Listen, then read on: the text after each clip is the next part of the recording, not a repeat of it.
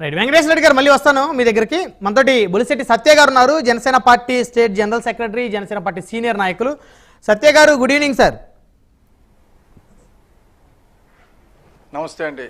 మీకు ప్యానెల్లో ఉన్న పెద్దలకి, ప్రైమ్ 9 వీక్షకులకు నమస్కారం. ముందుగా మీకు కంగ్రాచులేషన్స్ సత్య గారు. 100% స్ట్రైక్ రేట్తో పాటు జనసేన పార్టీ మంత్రివర్గంలో కూడా అడుగుపెట్టింది. సో 1 నుంచి 21కి వచ్చింది, 21 నుంచి ఈరోజు జనసేన నుంచి మంత్రులయ్యారు. సో చంద్రబాబు నాయుడు గారు క్యాబినెట్లో మంత్రులుగా ప్రమాణ స్వీకారం చేశారు. ఆయన సాక్షాత్తు పవన్ కళ్యాణ్ గారు నేను ఇద్దరం కూడా సమానమే అని చెప్పినటువంటి పరిస్థితి ఉంది. సో మొత్తానికి కొత్త మంత్రుల్ని ఎలా చూద్దాం? సత్య గారు సాటిస్ఫై అయినా జనసేన పార్టీ తరపు నుంచి మీరు? పూర్తిగానండి. ఎందుకంటే పవన్ కళ్యాణ్ గారు ఎప్పుడు కూడా పదవుల వెంట కానీ లేకపోతే పవర్ వెంట కానీ వెళ్ళలేదండి. చాలామంది చెప్తూ వచ్చారు ఇప్పటి వరకు పవన్ కళ్యాణ్ గారికి రాజకీయం చేయడం తెలియదు, ఆయన వెనకతల జనం ఉన్నారు కానీ ఓట్లుగా మలుచుకోవడం తెలియదు, అలా చెప్పి చాలా రకరకాల చెప్పడం మొదలెట్టారు. నేను ఎప్పుడు బిగినింగ్ నుంచి మీకు చూసే ఉంటారు. నేను ఎప్పుడు కూడా నేను చెప్పింది ఏంటంటే పవన్ కళ్యాణ్ గారు రాజకీయాలు చేయడానికి కాదు, రాజకీయాలు మార్చడానికి వచ్చారని. ఇప్పుడు రాజకీయాలు మార్చడం, తన మనుషులు తనకు ఓటేయడమే కాకుండా వేరే ఇతర పార్టీ మనుషులు కూడా తనకు ఓటేసేటట్టు, అలాగే మన మనుషులు వేరే పార్టీకి ఓట్లు వేసేటట్టు, అది చాలా పర్ఫెక్ట్గా, అంత పర్ఫెక్ట్గా ఇప్పటి వరకు దేశంలో ఎక్కడ జరగలేదండి. ఇది నేను చెప్తున్న మాట కాదు. ఇప్పుడు ప్రస్తుతం మొత్తం నేషనల్ ఛానల్స్ అన్నీ పవన్ కళ్యాణ్ గారి గురించి మాట్లాడుతున్నాయి. ఇప్పటి వరకు ఎవరు మాట్లాడలేదు. మాకు నేషనల్ లెవెల్లో పోయి మాట్లాడి దానికి ఏజెన్సీ కానీ లేకపోతే మాకు ఒక వర్కింగ్ అరేంజ్మెంట్ కానీ లేదు. కానీ మొత్తం ఉత్తర భారతం అంతా కూడా పవన్ కళ్యాణ్ గారిని ఈరోజు పొగుడుతుందంటే కారణం ఏంటంటే ఆయన ఒక నిబద్ధతతోటి రాష్ట్రం గురించి, ప్రజల గురించి ఈ పొత్తు క్రియేట్ చేయడం కానీ, కూటమి క్రియేట్ చేయడం కానీ, ఆ తర్వాత కూటమి వచ్చిన తర్వాత కూడా తగ్గడం కానీ, ఆ తర్వాత వచ్చిన తర్వాత కూడా ఇప్పుడు చూడండి మంత్రివర్గంలో చూస్తే ఆయనకు అత్యంత ఇష్టమైన, ఆయన వచ్చింది రెండు కారణాలండి. అంటే నేను బిగినింగ్ నుంచి చూస్తున్నది ఏంటంటే రాజ్యాంగ పరిరక్షణ, పర్యావరణ పరిరక్షణ, ధర్మ పరిరక్షణ. ఇది ఆయన చెప్తున్న మాటలు ఎప్పుడు కూడా మాకు ఇంటర్నల్గా. సో ఈరోజు పంచాయతీరాజ్ తీసుకోవడంలో నాకు నచ్చింది ఏంటంటే గ్రామ స్వరాజ్యం స్థాపించడానికి, గ్రామ స్థాయిలో స్వరాజ్యం స్థాపించడానికి ఆయన ఒక తీసుకున్నారు. అలాగే గ్రామీణ అభివృద్ధి, గ్రామీణ నీటి సరఫరా, అటవీ శాఖ, పర్యావరణం. ఇప్పుడు చూడండి గ్లోబల్ వార్మింగ్ ఇప్పుడున్న పరిస్థితి ఏంటంటే ఢిల్లీలో 53 డిగ్రీల టెంపరేచర్ వచ్చింది. ఉత్తర భారతం అంతా కూడా హీట్ వేవ్ నడుస్తుంది. మనకు నార్మల్గా విజయవాడలో కూడా 50 డిగ్రీల టెంపరేచర్ ఎండాకాలంలో వచ్చేది. అంటే ఇప్పుడు మనం అక్కడ ఏ డెవలప్మెంట్ చేసినా పర్యావరణాన్ని పరిరక్షిస్తూ అభివృద్ధి ప్రస్థానం అనేది పవన్ కళ్యాణ్ గారు చెప్పడానికి కారణం ఏంటంటే తప్పనిసరిగా మనం పర్యావరణాన్ని, అటవీ తాలూకు విస్తీర్ణం పెంచాలి. ఆయన అటవీ శాఖ తీసుకున్నారు. నాకు తెలిసి నేను అనుకోవడం ఏంటంటే, నేను ఆ చర్చల్లో లేను కానీ ఆయనకి కావాల్సిన శాఖలు మాత్రం ఆయన తీసుకున్నారు. ఎందుకంటే వీటి మీద ఫోకస్ చేయాలో ఏ ఏరియా మీద, అంతే తప్ప మనకు అధికారం రావాలి, పవర్ రావాలి, మొత్తం డబ్బున్న వాళ్ళందరూ మన చుట్టూ పరిగెట్టాలి అనేటట్టు కాకుండా ఈ శాఖలు నార్మల్గా ఎవరైనా అడిగితే హోమ్ అడుగుతారు, రాకపోతే లా అండ్ ఆర్డర్ తీసుకుంటారు, లేకపోతే ఫైనాన్స్ తీసుకుంటారు, లేకపోతే రెవెన్యూ తీసుకుంటారు. ఇవన్నీ పక్కన పెట్టేసి పంచాయతీరాజ్ అంటే ఆయన ఇదివరకు కూడా 2018లో చివరిలో, అంటే 2019 ఎన్నికలకు ముందు పంచాయతీ సర్పంచుల సదస్సు ఒకటి పెట్టారండి. మాజీ పంచాయతీ సర్పంచులు అందరినీ తీసుకొచ్చి ఒక 1000 మందిని గోదావరి ఒడ్డునే పంచాయతీ సర్పంచుల సదస్సు పెట్టి ఆయన ఒకటే మాట చెప్పారు, మేము అధికారంలోకి వస్తే మీ హక్కులు మీకు ఇచ్చేస్తాం, వేరే కమిటీలు ఏమి ఉండవు, ఇందిరమ్మ కమిటీలు, జన్మభూమి కమిటీలు, వైఎస్ఆర్ కమిటీలు, ఇటువంటి కమిటీలు ఏమి ఉండవు, మీ హక్కులు మీకు ఇస్తామని చెప్పడం జరిగింది. అలాగే ఏంటంటే గ్రామ స్వరాజ్యానికి ఒక నాంది పవన్ కళ్యాణ్ గారు తీసుకున్నది. గ్రామం నుంచి అభివృద్ధి చెందడం ప్రారంభించింది అనుకోండి, మనకు బాగుంటుంది. అలాగే శేషాచలం అడవులు నాశనం చేస్తున్నారు, నల్లమల్ల అడవులు నాశనం చేస్తున్నారు. నల్లమల్ల గురించి ఆయన ఒక రౌండ్ టేబుల్ అన్ని పార్టీలతో హైదరాబాద్ లో పెట్టారు, మీకు తెలిసే ఉంటుంది. అలాగే మనకు రావాల్సినవి కూడా ఇప్పటి వరకు మనం సాధించే జాయింట్ యాక్షన్ కమిటీ అని పెట్టి, ఫ్యాక్ట్ ఫైండింగ్ కమిటీ అని పెట్టి మనకు కేంద్రం నుంచి రావాల్సిన నిధులు అన్నిటి గురించి మొట్టమొదటి నుంచి కళ్యాణ్ గారు రిక్వెస్ట్ చేస్తున్నది ఏంటంటే అఖిలపక్షం ఒకటి వేయండి, మనం కేంద్రాన్ని వెళ్ళి నిలదీద్దాం. అది ఎప్పుడు కూడా అఖిలపక్షం వేయడానికి జగన్మోహన్ రెడ్డి గారు ఎప్పుడు ముందు ఆఖరికి స్టీల్ ప్లాంట్ విషయంలో కూడా ఇక్కడ మీటింగ్ పెట్టి 5 లక్షల మంది జనం మధ్యలో ఆయన రిక్వెస్ట్ చేసింది ఏంటంటే యూనియన్స్ అన్నింటినీ ఒక అఖిలపక్షం పెట్టండి, స్టీల్ ప్లాంట్ ప్రైవేటైజేషన్ ఆపుతాను, డ్రెడ్జింగ్ కార్పొరేషన్ వరకు మనం చేయగలిగాం, నేను చేయగలిగాను, నా శక్తి సరిపోయింది, ఇది అఖిలపక్షం పెడితే చేద్దామంటే అసలు ప్రజాస్వామ్యం మీద నమ్మకం లేదండి. నేను చెప్తున్నాను, ఇప్పుడు 11 మంది ఎమ్మెల్యేలు వచ్చినా సరే వాళ్ళకి పూర్తిగా గౌరవం ఉంటుంది. డెఫినెట్గా ప్రజాస్వామ్యం వాళ్ళు ఏ రకమైన తప్పు చేసినా సరే నిలదీయొచ్చు. ఎవరి మీద ఇందాక వెంకటరెడ్డి గారు చెప్పినట్టు, వెంకటేశ్వర రెడ్డి గారు చెప్పినట్టు డెఫినెట్గా ఇక అసలు వాళ్ళు ఉన్నారనే కాదండి, వాళ్ళకి ప్రతిపక్షం వాళ్ళు ఏం చెప్తే దాన్ని కలుపుకొని పోవడం, సర్దుకుపోవడం తప్ప వాళ్ళకి ఎమ్మెల్యే ఎన్నికలు ప్రోటోకాల్ అయినంత ఉంటుందా వరకు ఆ యుద్ధం. నియోజకవర్గాల్లో ఎన్నికల తర్వాత అభివృద్ధి ఇంకా చేసే వాళ్ళతో క్రమంలో? సత్య గారు ఎమ్మెల్యే ప్రోటోకాల్ ఇస్తారా, లేకపోతే మీ కూటమి ఇన్ఛార్జీలకే అక్కడ ప్రోటోకాల్ ఉంటుందా? లేదండి, ఇక్కడ అక్కడెక్కడ రాయలసీమ నుంచి వచ్చి రెడ్లు విశాఖపట్నంలో పెద్దరికం చేసినట్టు అలాంటి అరాచక శక్తుల్ని ఎలా ఎంటర్టైన్ చేయమండి. అధికారాలు గ్రామ స్థాయిలో పంచాయతీలకు వెళ్ళిపోతాయి, అలాగే జిల్లా స్థాయిలో కార్పొరేషన్లకి అలాగే మున్సిపాలిటీస్కి వెళ్ళిపోతాయి.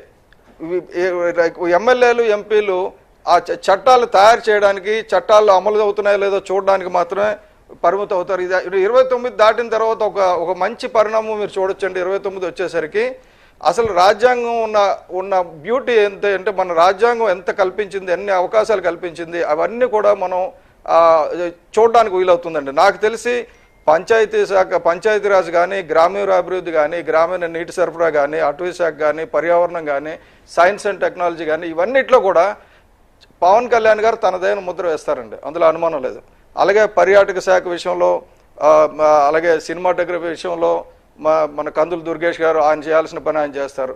అలాగే అన్నిటికంటే ముఖ్యమైనది ఈ మన పౌర సరఫరాలు, నాదెండ్ల మనోహర్ గారికి శాఖ పౌర సరఫరా శాఖ ఏంటంటే ఇప్పటి వరకు మనం బియ్యాన్ని ఎక్స్పోర్ట్ చేసేస్తున్నారు, తినేస్తున్నారు. ఇదివరకు దూరంపూడి చంద్రశేఖర్ రెడ్డి గారు ఏంటి చేస్తున్నారు, అన్ని చేశాం కదా. ఇవన్నిటికీ ఒక సరిదిద్ది దాన్ని సరైన మార్గంలో పెట్టడానికి ముందు నుంచి కళ్యాణ్ గారు చెప్తున్నారు. అందులో ఈ పౌర సరఫరా శాఖలో మనం ఖర్చు పెడుతున్న డబ్బు ప్రజలు చేరడం లేదు. నాసిరకం బియ్యం కొనడం మనం ఇస్తున్నాం కానీ వాళ్ళు అమ్మేసుకుంటున్నారు. ఆ అమ్మేసుకున్న బియ్యం మళ్ళీ ఎక్కడికో ఎక్స్పోర్ట్ అవుతున్నాయి. ఇది ఒక పెద్ద ర్యాకెట్ తయారైపోయింది. ఈ ర్యాకెట్ ని కట్ చేయాలని చెప్పేసి, కాబట్టి ఆయన తీసుకున్న అన్ని కూడా ఆలోచించి, నాకు తెలిసి ఒక మార్పు గురించి తీసుకున్న శాఖలండి. మా ముగ్గురు మంత్రులు తీసుకున్న శాఖలు చూస్తే డెఫినెట్ గా ఇందాక విక్రమ్ పూల గారు చెప్పింది కూడా నేను విన్నాను, అంటే ట్రావెలింగ్ లో ఉన్నాను ఆ టైంలో. ఇది ఒక మార్పు కోసం తీసుకున్నది. ఈ మంత్రివర్గ కూర్పులో కానీ, శాఖల కేటాయింపులో కానీ చంద్రబాబు నాయుడు గారు పూర్తి పరిపక్వత చూపించారు. అలాగే పవన్ కళ్యాణ్ గారు కూడా తనకు ఇష్టమైన శాఖలు తీసుకున్నారు. ఇది చాలా మంచి పరిణామం అండి. నేను వెంకటేశ్వర రెడ్డి గారు చెప్పినట్టు, వైసీపీ చెప్పినట్టు మేము తప్పకుండా ఈ సూచన మాత్రం 100% నేను వైసీపీ అతను చెప్పిన సూచన నేను పాటిస్తామండి, అది చెప్తున్నాను. ఇక్కడ నాకు ఒక చిన్న డౌట్ ఉంది సత్య గారు, కూడా చెప్తున్నా. సత్య గారు నాకు చిన్న డౌట్ ఉంది ఇక్కడ. పవన్ కళ్యాణ్ గారికి సంబంధించినటువంటి శాఖ ఏదైతే ఉందో పంచాయతీ రాజు, గ్రామీణాభివృద్ధి, తాగునీటి సరఫరా, ఇప్పుడు రూరల్ డెవలప్మెంట్ కింద సెర్ఫ్ ఉంది కదా, society for elimination of rural poverty. మరి ఈ శాఖని కొండపల్లి శ్రీనివాస్ గారికి ఇచ్చారు. ఈ శాఖ కూడా పవన్ కళ్యాణ్ గారి కింద ఉంటే బాగుండేది కదా. తప్పకుండా బాగుండేది, కానీ ఒకటండి, డిస్ట్రిక్ట్ వాటర్ మేనేజ్మెంట్ అథారిటీ అని ఒకటి, డిస్ట్రిక్ట్ రూరల్ మేనేజ్మెంట్ ఏజెన్సీ అని ఒకటి, రెండు ఉన్నాయండి. DWMA, DRDA. ఈ రెండు కానీ సరిగ్గా ఫంక్షన్ చేస్తే, నేను చెప్తున్నా ఇందాక రోడ్ల విషయమే కాదండి, ఈ రెండు కానీ సరిగ్గా ఫంక్షన్ చేస్తే అసలు గ్రామస్తులు ఎవడు కూడా పట్టణాలకు రారండి. మంత్రులు ఎదుర్కొన్న తిరగడం కానీ ఎక్కడ తిరగరు, ఎందుకంటే వాళ్ళకి కావాల్సినవన్నీ అక్కడే దొరికేస్తాయి. నీటి యాజమాన్యం కానీ సరిగ్గా జరిగితే, అలాగే డెవలప్మెంట్ కానీ కరెక్ట్గా జరిగితే, నెక్స్ట్ రూరల్ డెవలప్మెంట్, గ్రామీణ అభివృద్ధి కూడా తీసుకున్నారు ఆయన.